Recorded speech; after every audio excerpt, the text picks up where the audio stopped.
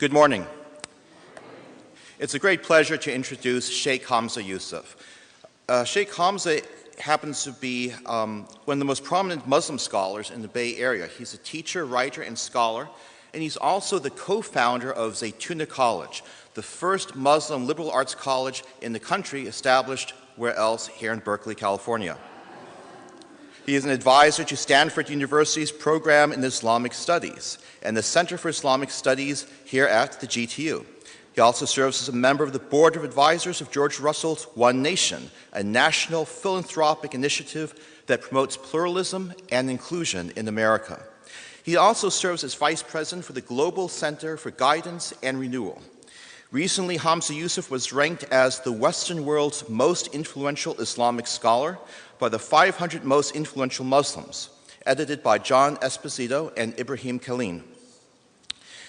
Shaykh Hamza has authored any number of encyclopedia articles and research papers and several books, including Purification of the Heart, The Content of Character, The Creed of Imam al-Tahawi, Agenda to Change Our Condition, Walking on Water, and The Prayer of the Oppressed, and is forthcoming The Helpful Guide. And I just want to say a little bit about Shaykh Hamza's work. Basically, we can sort of characterize it in three parts. On the one hand, Shaykh Hamza has been very influential in reviving the authentic tradition of Islamic scholarship, which had suffered all sorts of misformations due to colonialism. Zaytuna College is an example of this, of going back to the roots of Islamic traditional education. And for that reason, he has a great deal of reputation and credibility among, even non-scholarly Muslims. At the same time, he emphasizes that true understanding of tradition goes beyond the letter of the text to the spirit that inspires the letter. So he has always emphasized in his research that an understanding of the texts of Islamic scholarship requires knowledge of the purification of the heart, of the ascetic and mystical tradition of self-development, which enables one to understand the actual text of the letter. And then the third part of his work is applying this to the contemporary situation. So Shaykh Hamza has been an outspoken and passionate critic of all kinds of social justice and extremism, whether it's the extremism of global elites and militarism, or the counter-extremism of pseudo-Islamic extremists. Shaykh Hamza has been credited for, say, persuading Ed Hussein to abandon extremism.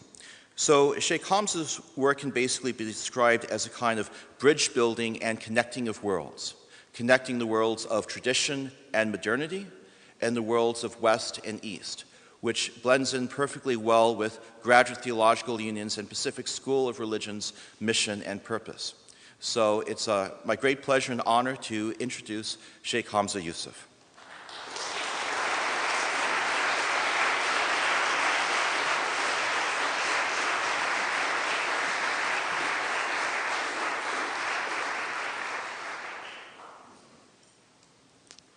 Thank you.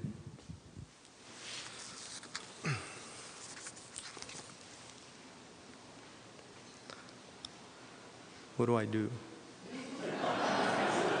Cancel? Don't you wish you could do that with lots of things?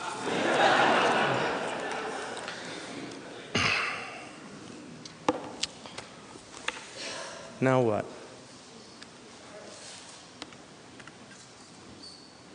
It's not advancing.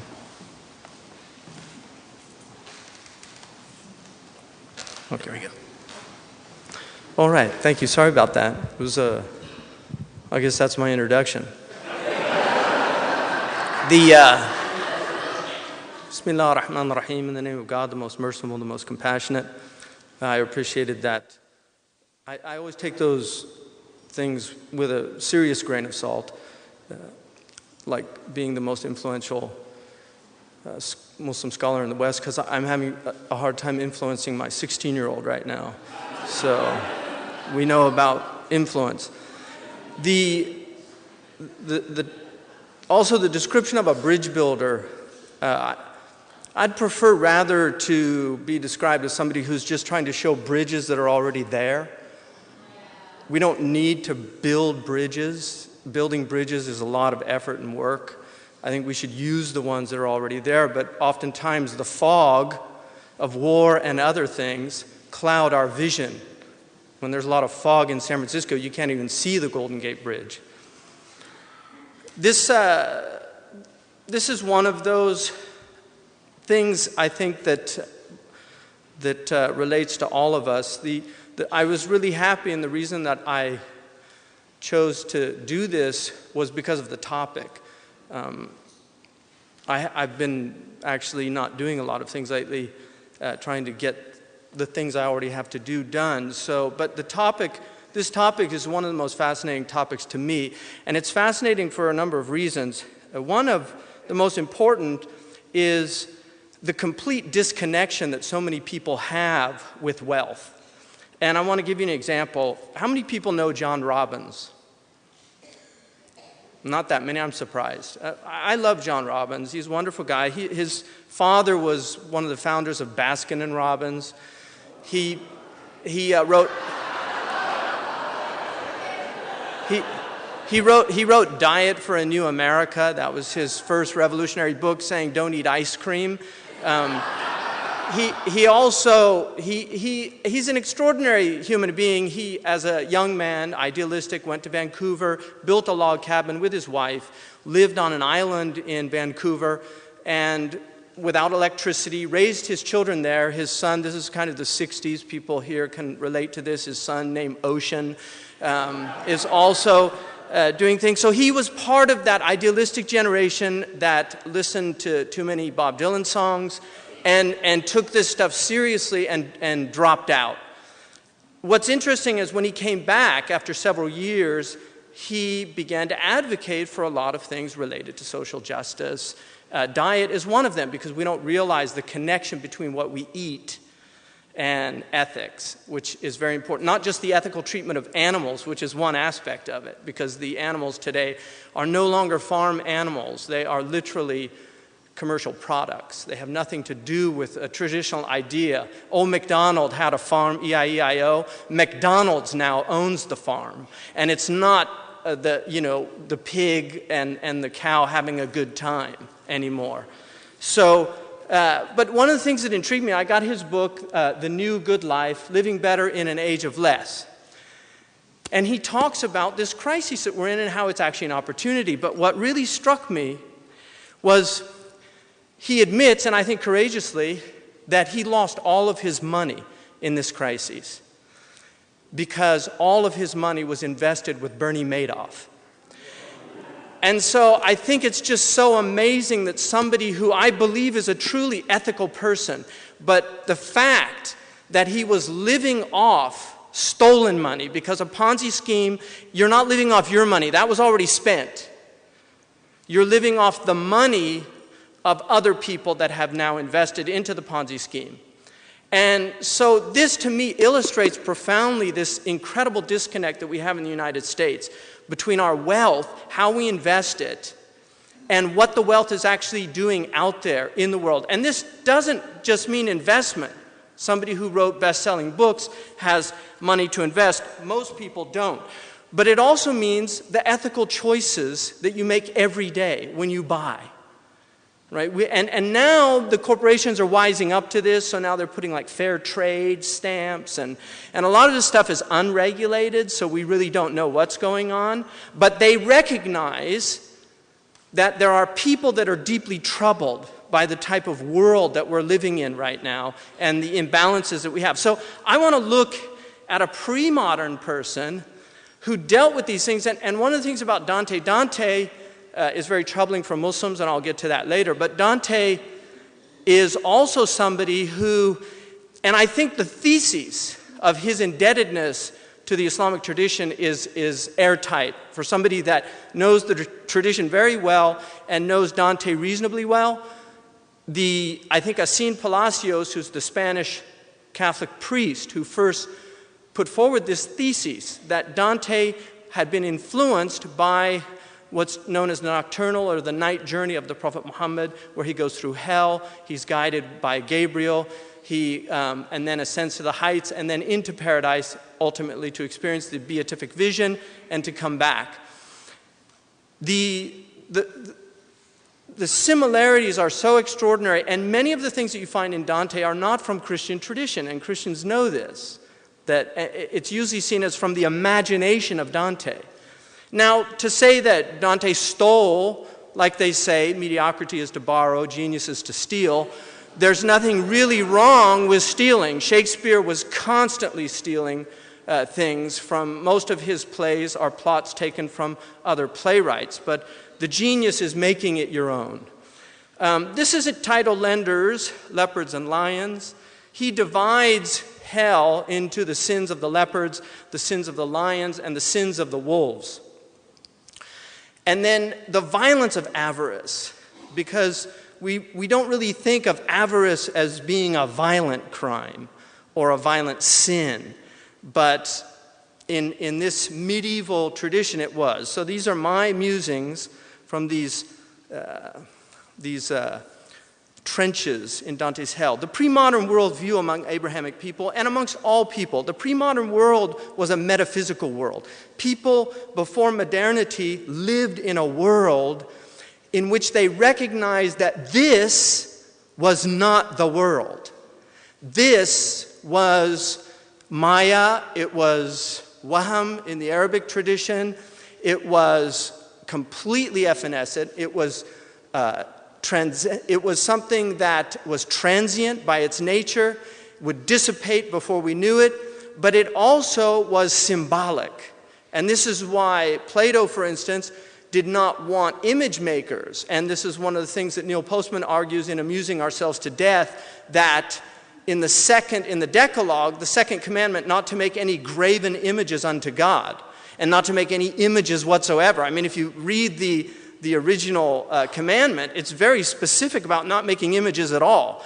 And Postman argues that if a God who is a complete abstraction, the idea of God, wanted human beings to understand him or her or it, however you want to phrase it, the God would have to be a God that was understood through symbols, through abstraction, in the mind, not tangible. And so the idea of idolatry was such an anathema to the Abrahamic traditions. The iconoclasts, influenced by the Muslims during the Byzantine period, actually destroy a lot of the icons. It's interesting that the only icons that we have from that period in the late 7th and early 8th century are the ones that were from the monasteries that were protected by the Muslims.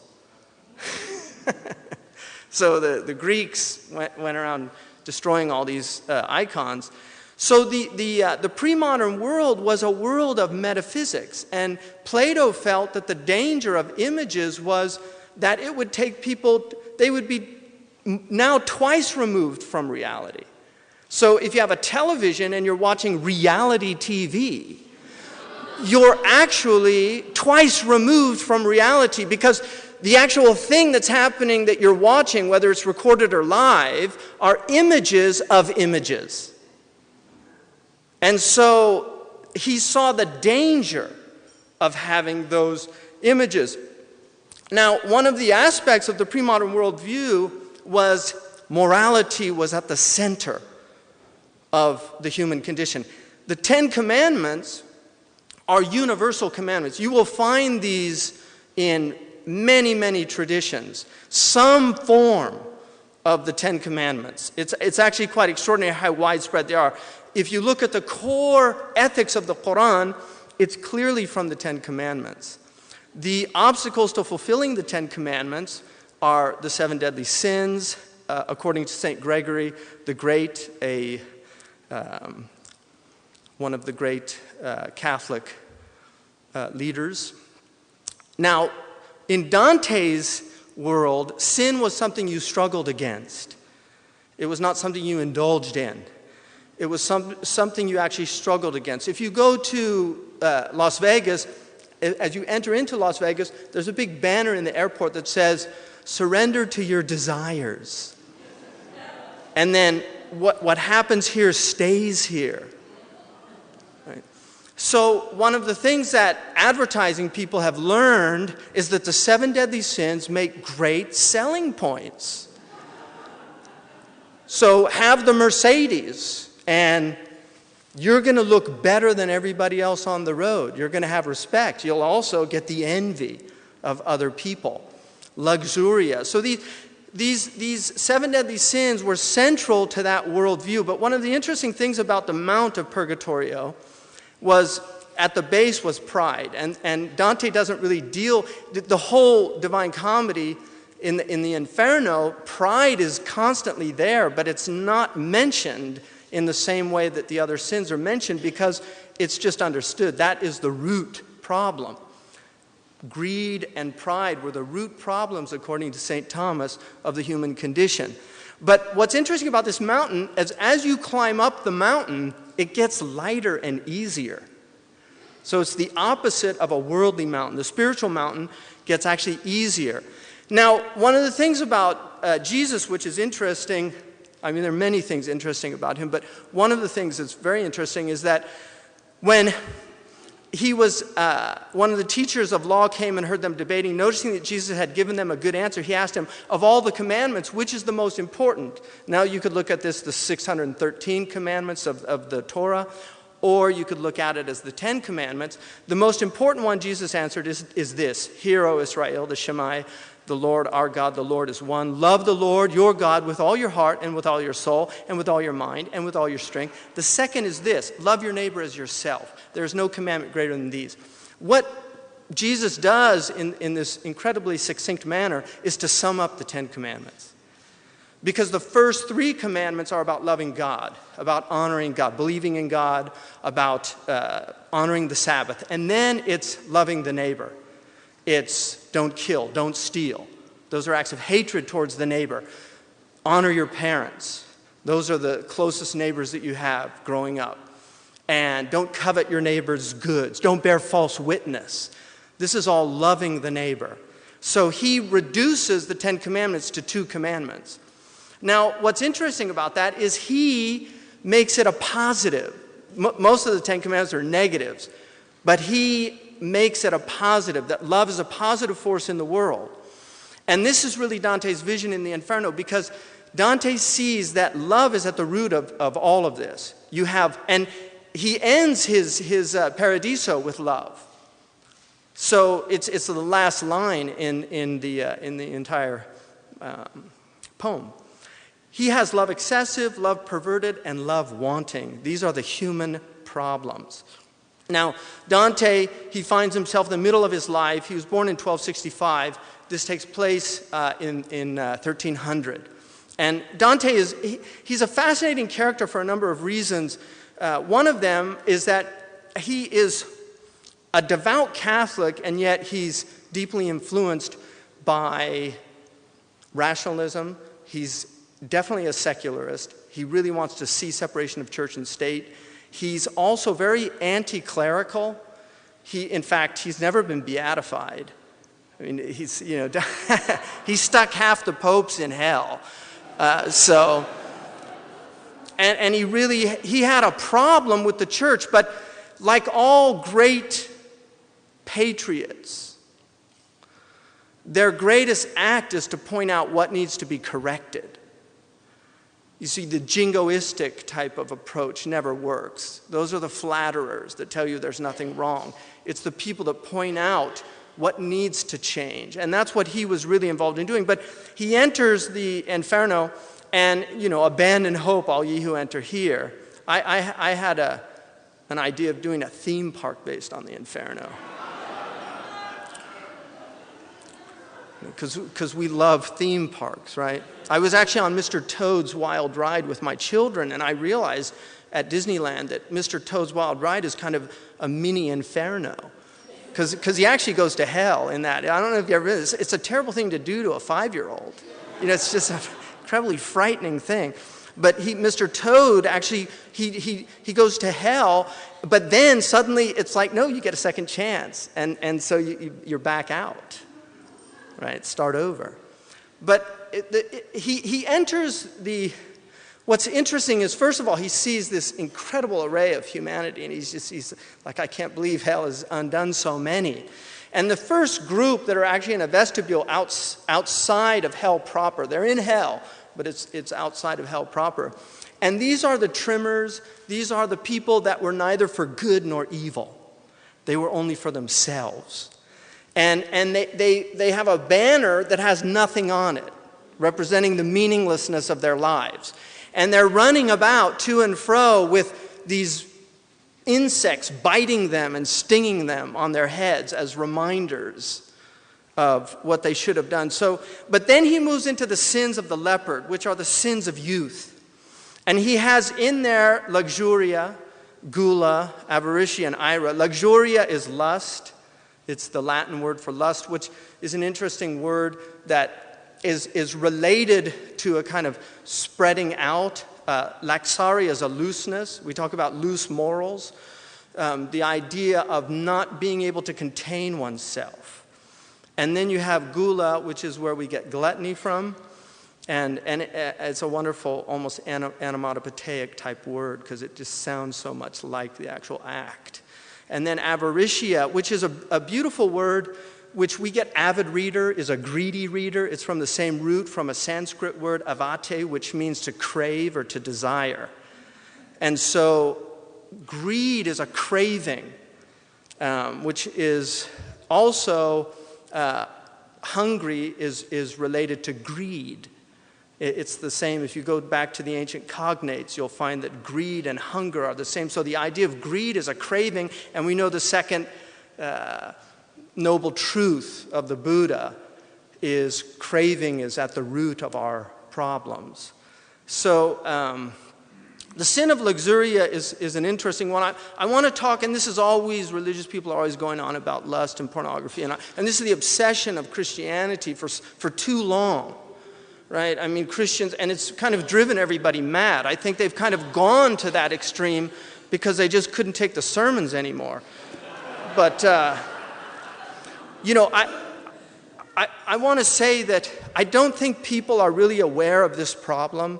I think a lot of good people and not to say other people are bad people, but people that, you know, that people that aren't engaged in these type of things don't really understand the extent of this problem, and when a society, we're producing almost 90% of all the pornographic material in the world, and this is becoming, it is by far the predominant downloading now going on the internet.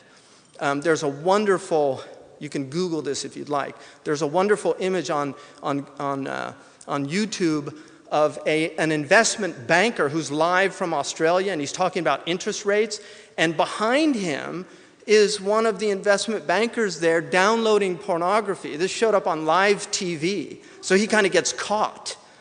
He's at work, supposed to be crunching numbers, right? And he's downloading pornography, and somebody comes and points it out to him that they're on live TV back there, and he's kind of in a state of shock. But this is a major problem now in terms of a loss of time and these things. So what's interesting about lust, Dorothy Sayers, who people know her as a mystery writer, she was also, I think, a first-rate theologian. Dorothy Sayers argues that there are two reasons for lust becoming predominant in a culture or in a person. In a person, it can be sometimes from what she calls an abundance of animal spirits. In other words, they're a lusty person. They're somebody that has a lot of vital energy, and this vital energy can be dissipated in sexual pursuits. But the other one is that she said that in a society that has lost meaning, she said that this pursuit can become a type of, in essence, it's a distraction from the troubling emptiness that is there. And this is something that Kierkegaard recognizes, because Kierkegaard talks about the aesthete, the aesthetic man. He said at the high level, and the aesthete, this is what's so interesting about Kierkegaard, is that Kierkegaard recognizes that the guy at the opera, do you know? The guy at the opera, titillating his senses and experiencing these things and is obsessed with the aesthetic life, is no different from this guy down on the pornographic downloading. That it's the same type of impulse that is causing us to pursue these things. That's my little graphic there. Now, in the United States now, it's estimated that only 3% of boys and 17% of girls have never seen internet pornography. And I know just from my own experience on the internet, you can find images. Like when I was trying to get some of these images, pornographic images popped up on the image thing in Google, and you're supposed to report them. So people upload these images. This is a real problem in our country. And then if you look at the statistics that are going on beyond belief, it's quite tragic. So I will just, as a side note, I participated and wrote a paper based on Dante's Inferno with the Witherspoon Institute. This is called The Social Costs of Pornography. And my paper's in here. My paper was originally titled Climbing Mount Purgatorio, Reflections from the Seventh Cornice, which is the cornice of lust. And they changed it. I guess Catholics kind of wanted the Muslim to have a non-Catholic title, maybe. I don't know. But gula, which is gluttony, that image, the person that put that up, I really wouldn't want to do that to somebody. The prevalence of obesity in the United States is really quite stunning, what's happening in our country. Obviously, some of it, one of our scientists at the National Institute of Health said that we're making food now like crack cocaine because they found that high fat and high sugar, rats cannot stop eating it. And so the people that unfortunately corporations know these things. And this is the ruthlessness and the impersonal nature and the really amoral nature and immoral nature. But this is what's happening. So you can see since 1974 to 2004, just look at that. And if you look, these are doubling. And one of the things about exponential growth, if you understand the doubling factor, and I'll get into that when we talk about usury, but it's very dangerous to see doubling happening. Now, avaritia, which is greed, this American family, I'm not calling them a greedy family. This is more just a normal family in America. It's obviously, they were from, I think, Texas, very Christian. She's got the Bible as the centerpiece of their possessions, which I think is quite lovely. But if you look at the amount of goods they have, and this comes from a wonderful book of people that went around the world taking pictures of the average person in that country, and they would have the family come out and have all their possessions. And you see places like Bhutan where they've got like a few blankets and some pots to cook with, and they're beaming with radiance. They look so happy. And I can attest to this because I actually lived with Bedouin in West Africa. And the Bedouin that I lived with, the tribe that I lived with, which moved 3 times in the year, lived in tents. The possession was always contained in a chest, all their worldly possessions in a chest. And it was a great gift to live with them because one of the things I learned from them is you do not need very much. Our needs are very, very few. And one of the things about those people is I never really saw any depression or people that were troubled. They were really happy people. Prozac hasn't had a market there yet. This is from St. Thomas. It is a sin directly against one's neighbor, greed. Since one man cannot overabound in external riches without another man lacking them. It is a sin against God, just as all mortal sins, inasmuch as man contemns things eternal for the sake of temporal things. That's at the essence of this. And then ira, I'm going to get back to greed because it doesn't go away when we get to violence. Ira is wrath and anger. Now, here we are in Dante's extraordinary vision of hell, which actually comes from the Islamic tradition, which has circles going down. And some of the Prophet ﷺ did not write this, but some of the Muslim writers had it burrowing into the earth. And they also, unlike the Christian tradition, there is a tradition in Islam that ice is the deepest punishment in hell, which is where Dante gets this frozen lake where the demon is. Now, as Dante enters into limbo, these are for the righteous pagans. What's interesting is he puts Averroes, Ibn Rushd, and Ibn Sina there, and Salahuddin al-Ayyubi. So this is, because limbo's not that bad. It's probably like Motel 6 as opposed to the Fairmont. It's really not that bad. It's green, it's got the 7 mountains that represent the 7 virtues, and you're not really suffering there, but you're distant from God, so that's the punishment. And then Dante is informed also that when Christ died, he came and took all the Old Testament prophets out of there and brought them into heaven. So obviously it can't be that bad if those great men were put there. And then the next circle is the lustful, the gluttonous, the avaricious, the prodigal, the wrathful, and the sullen. He's got 2 groups of the wrathful, and they're the ones that express their wrath, and they're in the lake, and they're all fighting each other. And then the sullen ones that interiorize their anger and become depressed, resentful, and angry at the world. But they're not expressing it outwardly. And then we move to Styx, which is the hateful river, and he borrows from Greco-Roman tradition. And then he has the heretics. And heretics, eriseia in Greek, comes from a word which means to choose for yourself. So the heretics are those who choose for themselves, no outward authority. In many ways, we are the heretical generation. The modern world is a world of heretics. I did it my way. Frank Sinatra, the great singer. So and then he moves into the 7th circle. And this is where the sins of violence are.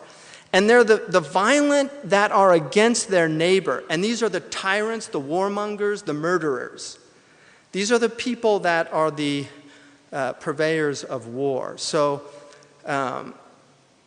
violence are the sins of the lion. These are the sins of manhood in the way that the leopard, which are the sins of incontinence, incontinence, which now just means incontinent to stool and urine in medical terminology. It means you can't hold your urine or your feces. It used to mean you just couldn't control yourself, akrasia. It was the idea of just somebody that did not have the moral fiber to hold themselves within the boundaries of morality. So the sins of the lion are the violent ones. Now, if you look at the world that we're living in right now, again, the exponential factor here is quite frightening. But these are the types of money that we're putting in to military. And this is a much more accurate, one of the things that the official records want to say is that our military budget's about 20%, and that's the government's official one. But if you actually look at all their finagling and see how, it's quite clever how they do it. I mean, it's wonderful. If you look at New York is the only state in our union that has a budget. They have to actually have a fiscal budget that stays within the boundaries. That's a clause in their state constitution that they actually cannot do deficit financing. Well, how do they get around that? They were $200 million short not that long ago, so they sold Attica Prison to themselves for $200 million. I'm not making this up. This literally happens. This is the type of stuff that goes on. Clinton, they always talk about how during the Clinton period, it was, last time we didn't have a deficit, there was a surplus. Right. Look at really what happened, and you'll see that they were digging into the Social Security funds. So they didn't have to borrow the money, they just took from future people. Seriously, I mean, this is what's happening. So if you look at the warmongering that goes on, and we have to deal with this. This is our country. Here's our budget in relation to the rest of the world. We're 15 times greater than all of the next group combined, and 12 of these are strong allies. I mean, if you look at Canada, it's number 14 there. And they're a strong ally of the United States. And if you look Saudi Arabia, that's just corporate welfare, by the way, because Saudis never use their hardware. They never fight wars. I mean, when they got into trouble, they called on America. So all the weapons are just there waiting for the Americans to use, right? But they're number 8. all those petrodollars. The military-industrial complex, is at the root of these sins of violence. And this is something that, unfortunately, because we as Americans, we view ourselves as always wearing the white hat. We don't, collateral damage that's not terrorism because, hey, we didn't mean to kill them. Even though they have statisticians in the Pentagon that tell them how many civilians are going to die, probabilistically. They know that. But we didn't intend to do it. It's just an unfortunate byproduct of war. So this is the type of environment. Now, this was an act of violence against this country, but Iraq was our act of violence against a country that had nothing to do with this act of violence. And so these are the cycles of violence that are perpetrated constantly, and we can never get out of them. And so these violent sins, and then violence against themselves, because it's interesting how they're the same sides of one coin, right? Two sides to the same coin. Now, and then he's got blasphemers against, he has the blasphemers. And then the sodomites. Now, what's interesting about the sodomites in Dante's, that's not fair. A friend of mine did that. What's interesting about the sodomites is if you look at Ezekiel. Now, this was the sin of your sister Sodom. She and her daughters were arrogant, overfed, and unconcerned. They did not help the poor and the needy. They were haughty and did detestable things before me. Therefore, I did away with them. This is also consistent with the Quranic narrative. One of the sins of the Sodomites was they raped guests.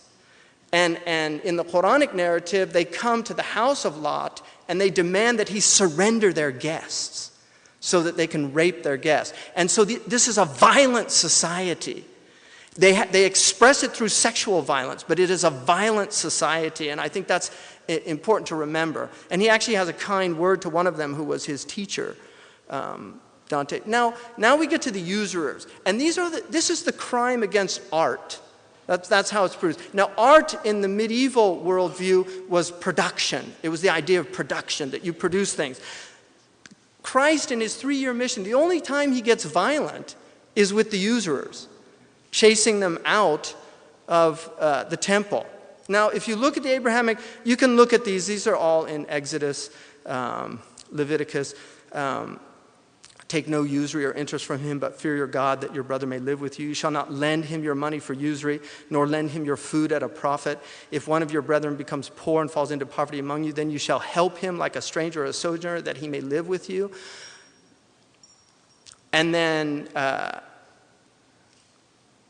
to a foreigner you may charge interest. It's interesting, St. Jerome, and if you look at the early church fathers, St. Jerome has a very famous statement about ubi jus belli, ubi etiam jus usuri.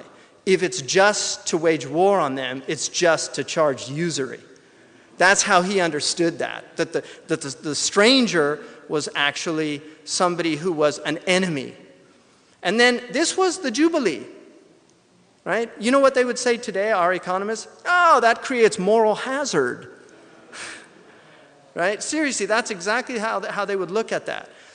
And then this is Ezekiel also, right? So, and this is a just man who does what's lawful and right. He doesn't eat on the mountains where the idolaters used to eat, nor lifted his eyes to idols, nor defiled his neighbor's wife, nor approached a woman in her impurity. If he has not oppressed anyone, but he has restored the debtor to his pledge, he's robbed no one by violence, taken no usury. If he had not extracted usury, nor taken any increase, but has withdrawn his hand from iniquity and executed true justice between a man and a man. If he has walked in my statutes and kept my judgments faithfully, he is just. Now, in the Jewish tradition, and the Jews in European tradition were forced into usury. It's very interesting if you study, a lot of the European sovereigns would have the Jews as tax collectors. This is like having African American police in inner cities. Do you know, it's kind of, I mean, that's an opposite example of that. It's trying to deflect. But it's what the tax collector, when he was Jewish, if he would come, they would see the Jew. and not the sovereign. So they would see the Jew as an oppressor. And that was literally designed. I mean, these people were Machiavellian in their outlook. So, but this is from the Talmud, Every Man's Talmud, by Dr. Cohen. One method of earning a living, which was condemned in scathing terms by the rabbis, was usury. A man who practiced it was precluded from giving evidence in a court of law. Come and see the blindness of the usurers. If a man call his fellow a villain, the latter proceeds against him, even to the extent of depriving him of his livelihood. But usurers take witnesses, scribe pen and ink, and write and seal the document to the effect. I mean, Woody Guthrie put that in a more popular phrase when he said, some men will rob you with a 6-gun and some with a fountain pen. And so that's what he's alluding to. But he said, no matter how far you roam, you'll never see an outlaw take a family from its home. Not like the bankers. Whoever has money and lends it without interest, of him it is written, he that putteth not out his money to usury shall never be moved. Hence you can learn that if a man lends on interest, his possessions will be moved. Usurers are comparable to shedders of blood. Cato the elder was asked about usury. He said, usury? Ask me about murder. He equated it with murder. And there's reasons for that that the modern people don't understand, unfortunately, because we don't fully grasp it. One of the most important things, and this is why it's so good to see this issue being addressed. Justo Gonzalez, and I would recommend reading this book, Faith and Wealth, A History of Early Christian Ideas on the Origin, Significance, and Use of Money. In Gonzalez's book, what he shows very clearly is one of the most central and important issues that Christians were grappling with was the ethical use of wealth. They were obsessed with it in their writings. But what he says, on the outlines of the actual relationship between faith and wealth, there is also remarkable unanimity. It's one of the few things they really agreed on, to the point that certain themes appear again and again. Usury, by which is usually meant any loan on interest, is universally condemned in the early church. The one possible exception is Clement of Alexandria, who may have held that the prescription of loans on interest applies only to loans to other believers. But even this possibility is based only on a debatable interpretation of a single text. So usury was seen as condemned. And this is obviously the chasing them out. Love your enemies, do good to them, and lend to them without expecting to get anything.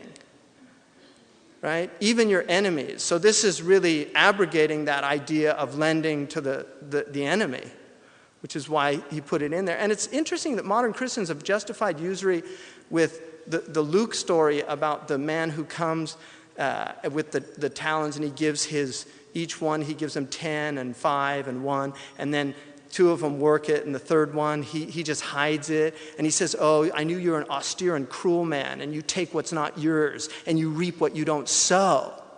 So I just hid it, and here it is. Here, and he said, your condemnation of me is my judgment against you. You should have known that I would have wanted more.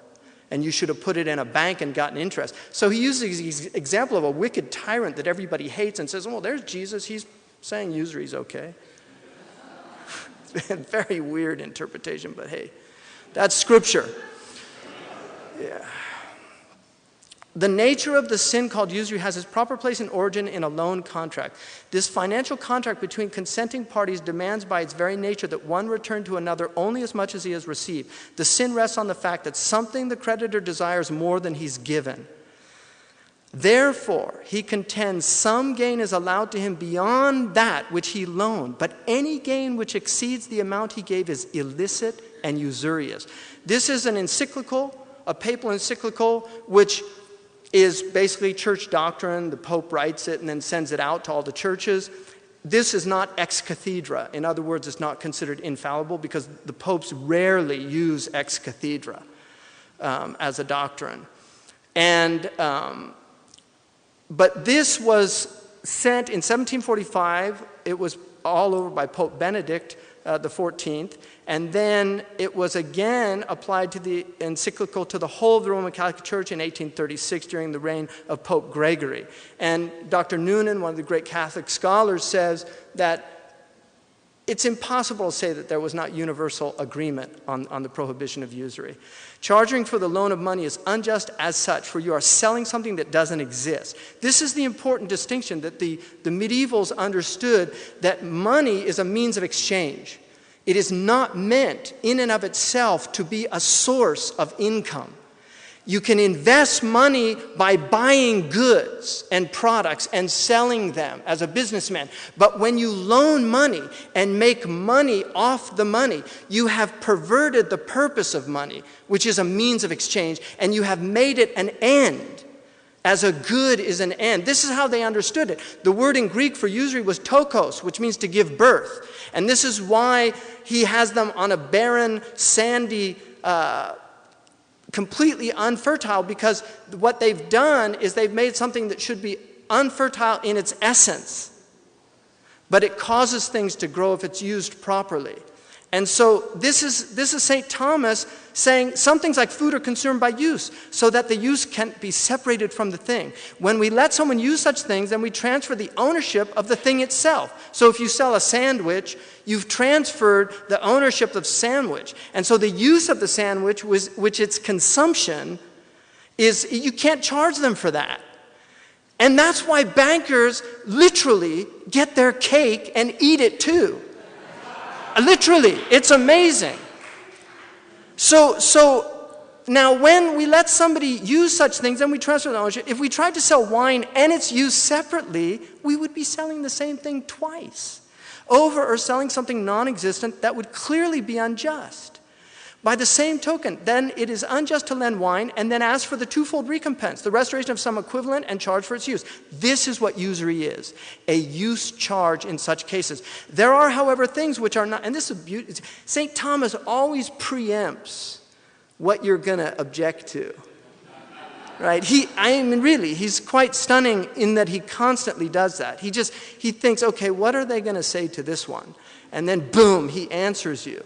So he said, there are, however, things which are not consumed by use. A house is used by living in it, not by pulling it down. So here we can separate the thing from its use. Transferring the ownership, for example, while reserving the use for a time or vice versa, allowing someone the use and retaining its ownership. This is why one can licitly charge for a house's use and later ask for its return, as happens in letting and renting.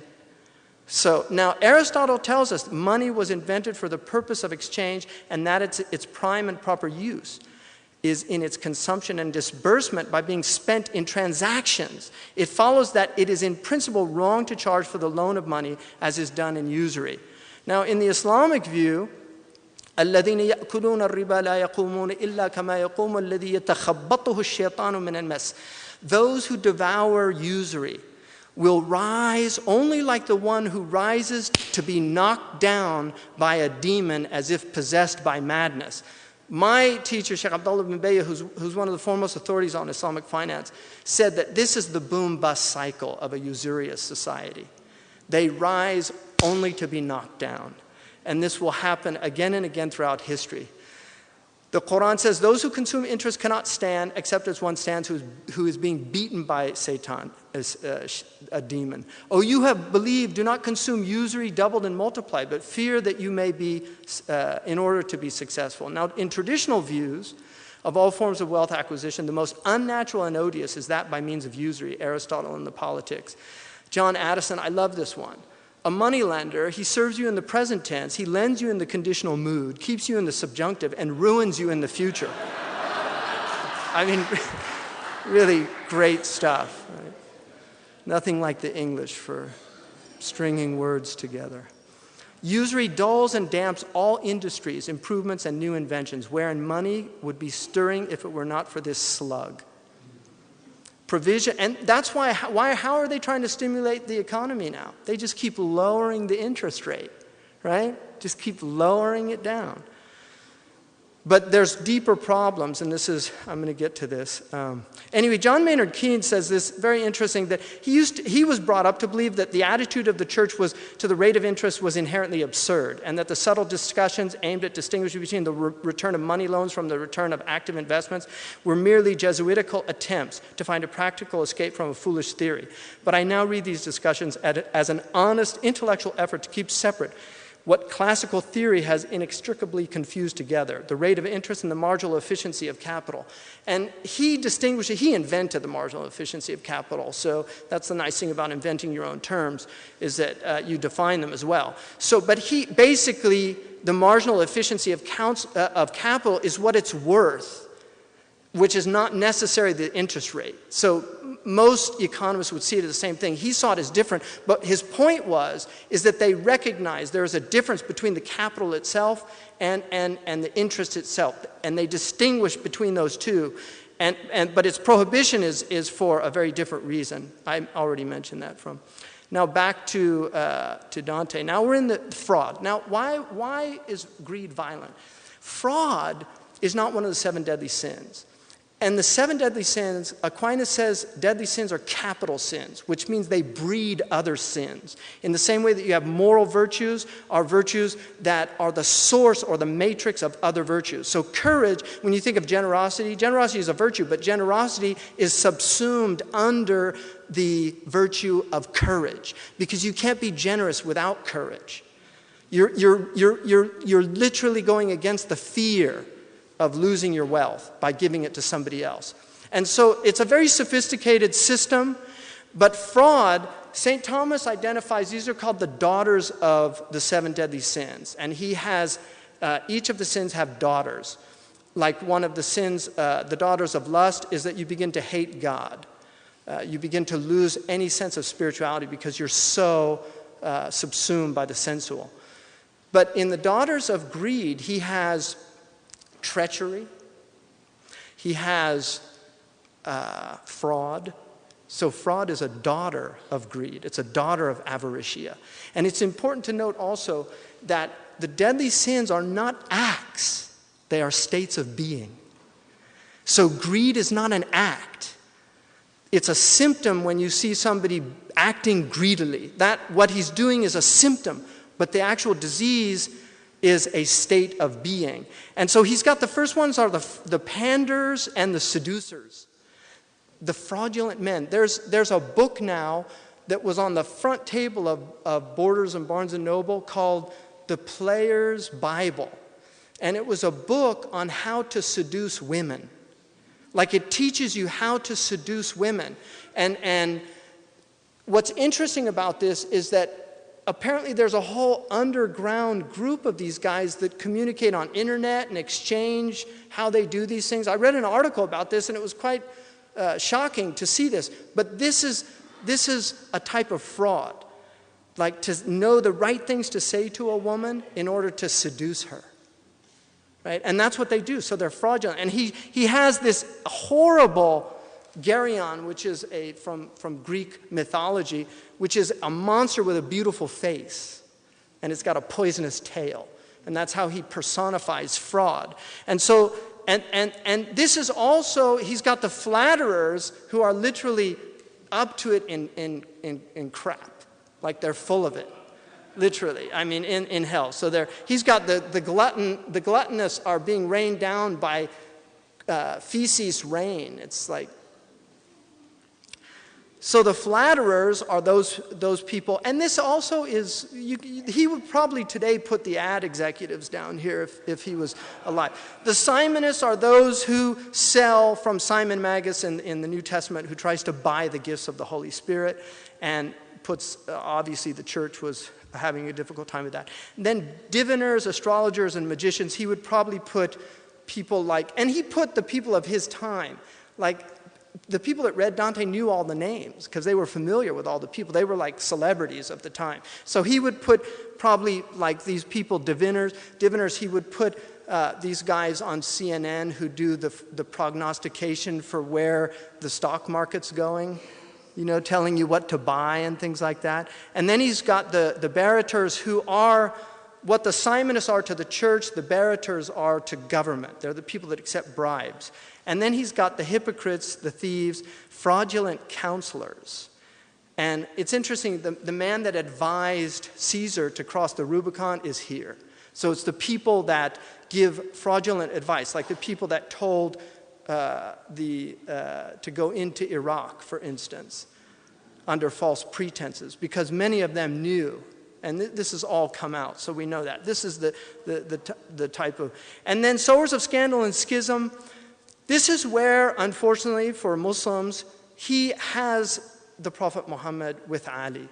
Now, I want to, and this is difficult for me, but I would like to defend a little bit Dante. Dante put him in among the schismatics. There is another group in the heretics, which is where the false prophets were. He is not. I'm sorry, not in the. The false prophets are in the. They're in the 8th circle. I think they're in the first Bulgia. He does not put them with the false prophets. He puts him with the schismatics. Now, the schismatics are the Eastern churches. And this is, in essence, acknowledging that these are believers. But they saw schism was actually because it created violence and rupture in society. It's also not a disease of fraud, and this is pointed out by the commentators in Dante, that he puts him here because the fraud is in their own misperception of the world. This is how he does it. And I also want to say that these people that he puts here are not the people. And that's why people say, oh, he put his enemies in hell and he was just cruel. No, these are personifications. He is personifying the idea of schism, and that was something very close to a deeply divided world between Christians and Muslims who were fighting then, as unfortunately we are now. But then he puts the falsifiers, all right? Now, what's interesting to me, he's got the counterfeiters and the alchemists and the people that the coin. Now, I want to look at, this was 110 years ago when the Earl Lectures were founded. Look at what the dollar, the purchasing power of the dollar was. All right, because what you could buy, you see, has diminished to the point. So, for instance, my grandfather, who sold bubblegum as a 10-year-old boy in San Francisco, down on Market Street in 1906. He used to sell it, I think, for a penny, little packages of bubblegum. So all you have to do is look at how much that package costs today. And in those days, it was organic, right? So you'd even have to double the price to get the organic bubblegum. But just look at the purchasing power of the dollar that has been declining, and then our debt, 56 trillion. And it's actually higher than this now, but this is the current liabilities and unfounded promises. Okay, we only have about $15 trillion in circulation. And this is what we owe in liabilities, Social Security, Medi-Cal, all these things, okay? I mean, this is a real crisis. So our current national debt's at about 12 trillion, right? And our budget was close to 2 trillion. So now, most of this, again, a large portion is going to defense, and another portion is going to interest on the national debt. Now, this is old wine in a new bottle. So, because in the old days, you had gangsters. And the thing about gangsters is that they would just go in and usually have, they would cover, and they go in and rob the bank. Now they get on the boards. It's much more clever. And this is not exaggeration. There's a book called The Best Way to Rob a Bank is to Own One. And this is what these people have been doing. And it's really quite stunning. Now, I just look at this statement. Wall Street, with its vast banks in New York City and associated banks in all other large cities, suggested that there was a prospect of most disastrous panic that the world had known. Unless Congress gave them emergency currency, neither could these great swivel chair operators of Wall Street exploit the commerce that would follow between the war nations and our country as a great profiteering game unless Uncle Sam came to their aid and financially, that is, would give them more currency, okay? Instead of aiding the people as the government should have done, Congress immediately passed an Emergency Currency Act to furnish the banks that the speculators controlled all the money they should need till they could operate the Federal Reserve Act. The speculators received from Uncle Sam nearly $400 million. Okay, that would be about $400 billion today under the provisions of the Emergency Currency Act. And when the Federal Reserve Act really got to operating, they had nearly $400 million at one time under that act, and they could get as much more as they wanted. That's Congressman Charles Lindbergh Sr., who was the father of Charles Lindbergh, who flew across the Atlantic. He was a congressman that was opposed to the Federal Reserve. But my point is that it's the same game, too big to fail. This is how, it's all fear. And this is one of the things that the panderers and the seducers, they use fear and desire to trick people and to get what they want. Now, it is an old maxim and a very sound one that he who dances should always pay the fiddler. Now, sir, in the present case, if any gentleman whose money is a burden to them choose to lead off a dance, I am decidedly opposed to the people's money being used to pay the fiddler. No one can doubt that the examination proposed by this resolution must cost the state some $10,000 or $12,000, a lot of money in 1837. And all this to settle a question in which the people have no interest and about which they care nothing. These capitalists generally act harmoniously and in concert to fleece the people.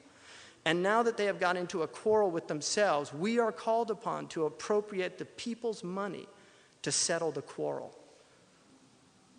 Because they wanted money over a stock collapse that happened. And this is an old game. Now I want to talk about America's great fairy tale. You see, every culture has to have some really profound fairy tale. And ours is the Wizard of Oz. Now, the Wizard of Oz, about the time the Earl lectures were being initiated, there was a character named William Jennings Bryan. In fact, 110 years ago, he would have just found out that he lost the 1900 election for president. He ran on the anti-imperialism platform. He was a pacifist. They called him a coward. They considered him a coward. He was a pacifist. He was also pro-farming. And our farmers, people have no idea how much our farmers have suffered in this country. Really. The suicide rate is the highest amongst farmers. I mean, these are people tied to the land, and when the land's taken away from them, and they're forced into this agro-business, Gresham's dynamic, which is that the cheaters drive out the honest people. Now, I just want to look at this fairy tale because Baum was basically giving us an allegory. At this time when he was writing this, the great debate in the United States was over finance reform. And Dorothy represents the American, the good American, from Kansas, good Midwest state. She's on a farm, and Baum describes her aunt and her uncle never smile. It's a barren farm because it's drought. And then basically she goes to this land. She lands on the Wicked Witch of the East, Wall Street. And and the Munchkins, the little factory workers, are freed, and they're really happy. And then the Good Witch of the North, which is where all the support for the populace were, come down, and she gives her the silver slippers, which turn into ruby slippers in the film. But in the book, they're silver slippers. And then she's told to go to Oz because she wants to get back to Kansas. Follow the yellow brick road. They were on the gold standard. In 1873, this country removed the silver standard. And they demonetized silver, which created an incredible burden on farmers because gold was rich people's money, silver was poor people's money.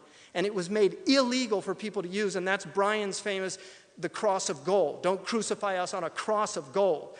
So the yellow brick road leads to the emerald forest, the greenbacks, because the currency was tied to the gold. And in the book, they all wear emerald glasses that have a string connected to a gold belt.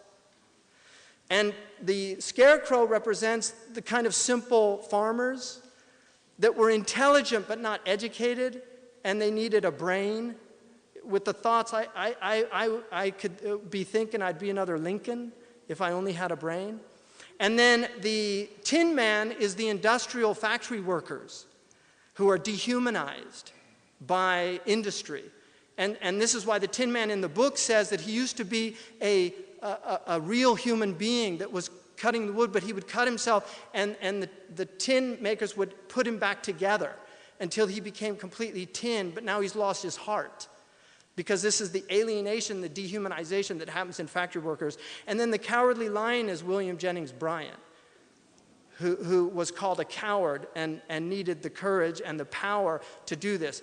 They wanted to restore bimetallism. This was Hamilton's original vision of this country, to have a bimetal economy. Under a gold standard, the amount of credit, and by the way, at the end, when she kills the Wicked Witch of the West, which is where all the farmers were being held. It's the yellow Wilkies, who are the Chinese workers on the railroad, and the winged monkeys, who were the Native Americans. He was actually quite racist towards Native Americans, but they talk about how we used to live on the land and in the forest until these evil people came and took us over. But how does she kill the Wicked Witch? Liquidity. Because that's what they needed. They needed cash infusion. And she kind of dissolves into thin air, right? What does she say?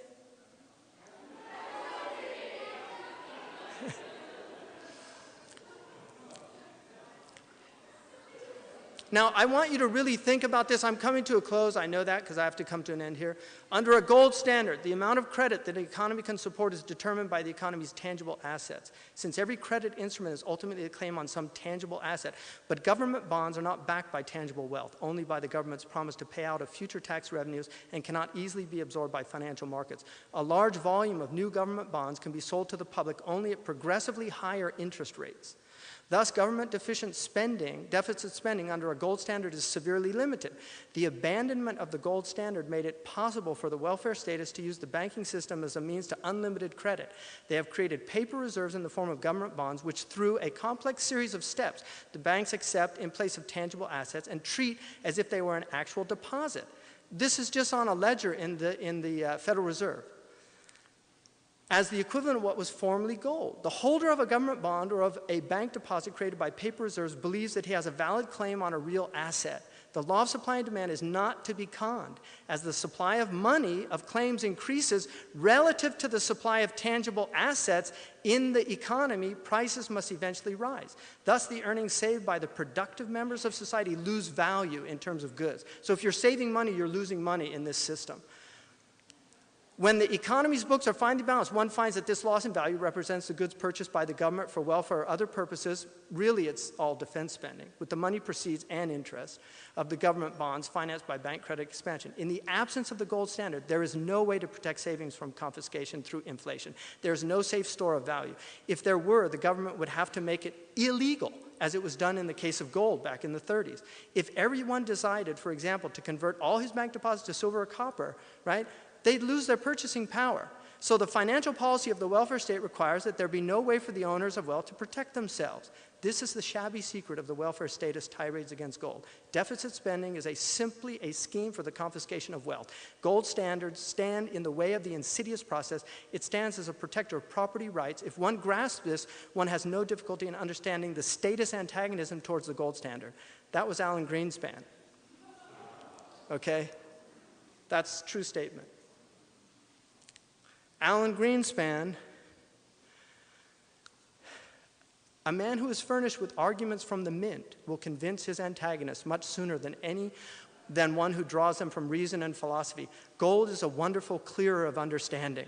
It dissipates every doubt and scruple in an instant, accommodates itself to the meanest of capacities, silences the loud and clamorous, and brings over the most obstinate and inflexible. Philip of Macedon was a man of most invincible reason this way. He refuted by it all the wisdom of Athens, confounded their statesmen, struck their orators dumb, and at length argued them out of all their liberties. That was Addison again. When the freedom they wished for most was the freedom from responsibility, then Athens ceased to be free and never was free again. That's one of our greatest scholars on the Greco tradition. I'd like to end with a poem by Robert Frost, because in the end, for me, the real two sources of truth in this world are revelation and poets. And in the Islamic tradition, you can't separate the two. It's a prerequisite to comment on the Quran that you have to master the pre-Islamic poets.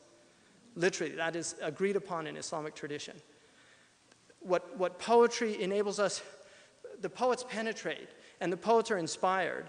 And Dante was an inspired poet. We can look at the kind of, there are many things that we would object to, but ultimately Dante's vision is a vision of every man and every woman's journey back to God. And in the end, when Dante has the beatific vision and he sees it, he says, and already my desire and my will were made one, turning by a wheel. at one speed. The desire and the will become one. There's no more tension between one's impulses and one's moral rectitude. And then he says, turned by the love that moved the planets and the stars. Right? That love of God. Robert Frost wrote 2 poems about economics. And one of them he never published. It's called On the Inflation of the Currency 1919, which was when Wilson inflated the currency, printed up a lot of money in order to pay for the war debts. And he said, the pain of seeing 10 cents turn to 5. We clutch with both hands fiercely at the part we think we feel it in, the head, the heart. Is someone cutting us in 2 alive? Is someone at us cutting us in half?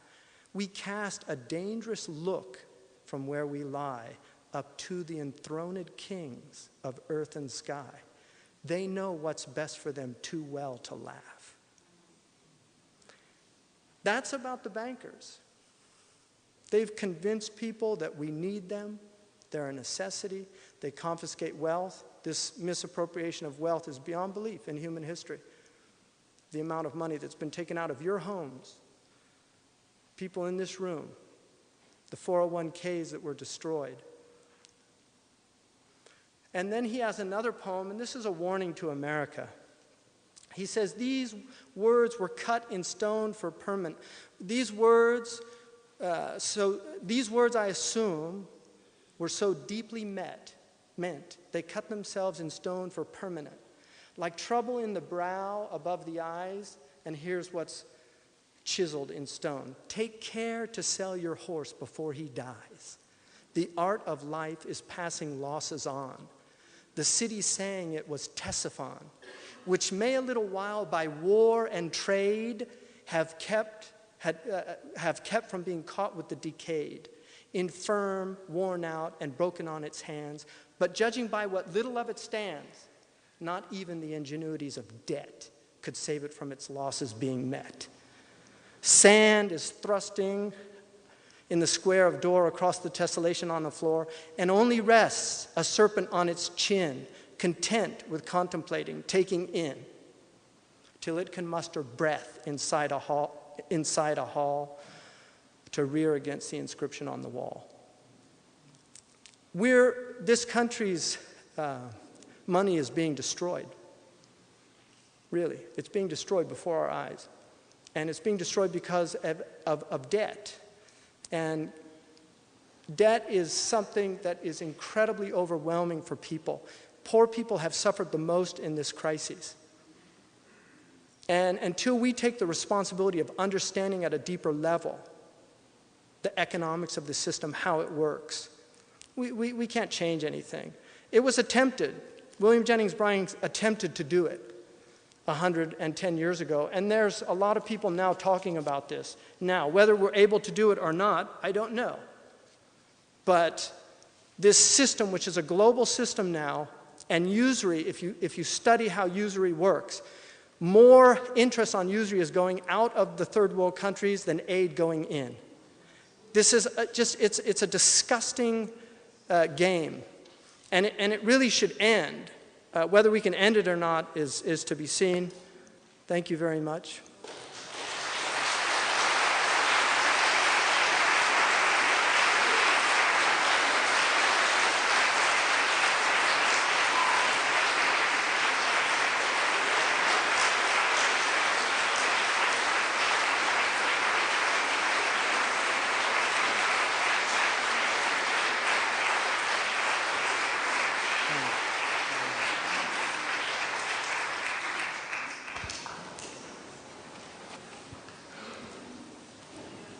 Okay, we'll now take questions from the audience. Just raise your hand if you'd like to ask a question.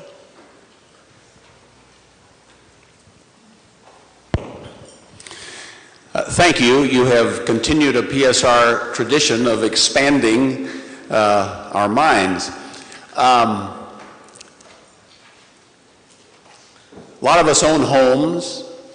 I own a home. Isn't it fair for there to be some interest charged on a loan? That's an argument. That was Calvin's argument. John Calvin, who was the French, he was originally Roman Catholic, and then he gets in trouble with the Inquisition, moves to Switzerland. The bankers actually erected a statue for him because he's the first one that legalizes usury in Christianity. But he did it by the idea of interest, and interest was originally a between time. If you delayed payment, even by church doctrine, you could be charged in the same way that they charge on credit cards today if you're delayed. That was originally what interest meant. But what Calvin did is he distinguished between interest and usury, and saw usury as unjust or exorbitant. At that time, anything higher than 12% would have been considered usury. Justinian, the Roman emperor, considered it 6%, anything over 6%. Most people don't realize that a lot of people in these payday things are paying sometimes 50% interest. What the bankers did is that they studied all of the states and their interest laws, and they found out that Delaware and North Dakota did not have interest law caps. And so they put their operations, City Corps in North Dakota, not in New York, because there's usury laws in New York. South Dakota, sorry. Yeah, South Dakota. Now, what's interesting is that in Smiley versus City Corps, Smiley, it's a case that went to the Supreme Court because they kept changing the rates on his thing. And so he actually tried to see if he could put an end to it. And the Supreme Court ruled against Smiley for City Corps, which ended caps on these. They used to charge $5 for a late fee. Now they're charged like $35, $40. The poorer you are, the more they charge. Even John Calvin, who accepted interest, did not accept it for poor people. And what you have to understand is the people that suffer most are the poor people because they get the worst rates. And this is usury. You see, most of you are probably in the 700s in your FICO score, which is what Fair Isaac, that's the company that determines it. Great. Fair Isaac. Now, one of the things they don't tell you is that anytime you miss a payment, the reason it suddenly drops is because they want to raise your interest rates. The system's rigged against you. But one of the things that they have special files for celebrities, judges, wealthy people, they don't do it to them because they don't want these people to get angry and make advocates. The number one complaints given to the Fair Business Bureau in the United States is against credit cards. Number one complaint. People are suffering out there. Most people don't understand compound interest. They don't understand how if you pay the minimum payment, if we paid the national debt, if we started paying it $1 a day, it would take 288,000 years to finally pay it off. And in reality, you could never pay it off because of the nature of interest.